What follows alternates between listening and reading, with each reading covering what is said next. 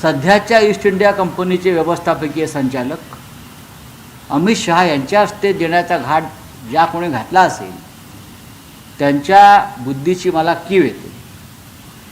पुणेकरांनी त्यांना विरोध करायचं ठरवलेलं आहे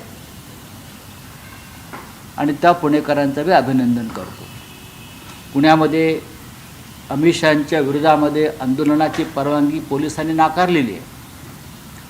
ही पुन्हा एकदा एक साम्राज्यशाही आहे. देशाच्या गृहमंत्र्याचे हात विद्यार्थ्यांच्या रक्तानं बरबटलेले आहेत.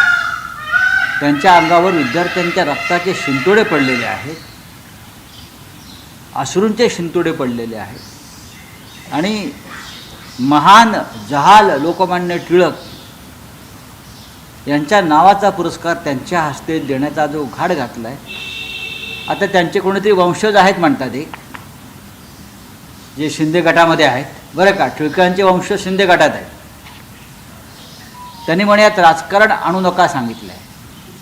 मग अमित शहा कोण आहेत? अमित शहा कोण आहेत? अमित शहा हे काय बाबामटे आहेत का? काय शिवाजीराव पटवर्धन आहेत? कोण आहेत? नैतिकदृष्ट्या हे अधपतन आहे.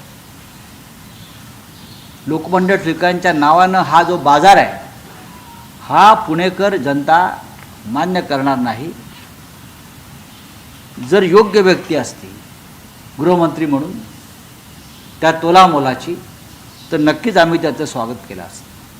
पण जंतर मंतरवर ज्या पद्धतीनं हुकुमशाही विरुद्ध लढणाऱ्या तरुण विद्यार्थ्यांना ठेचून मारण्याचा प्रयत्न झाला, ते आदेश गृहमंत्री अमित शहाचे होते. त्यांच्या हस्ते टिळक पुरस्कार दिला जातो आणि कोणाला दिला जातो? तर जे गृहस्थ हे सगळं घडत असताना गप्प राहिले. काय राष्ट्रीय सुरक्षा सल्लागार डोभाल, त्यांना दिला जातो. हे कसले पुरस्कार?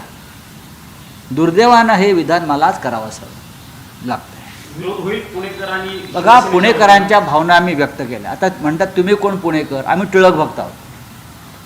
आमच्यासारखे लोक हे टिळक भक्त आहेत. महात्मा गांधी, लोकमान्य टिळक, सरदार वल्लभभाई पटेल या परंपरेला मानणारे आम्ही लोक आहोत आणि टिळकांचा जहालपणाच आम्ही आमच्या लेखणीतून, वाणीतून, लिखाणातून सातत्यानं व्यक्त केलेलं आहे. त्याच्यामुळे टिळकांच्या संदर्भात एक भूमिका व्यक्त करण्याचा अधिकार आमच्यासारख्या लाखो तरुणांना, नेत्यांना आणि कार्यकर्त्यांना आहे.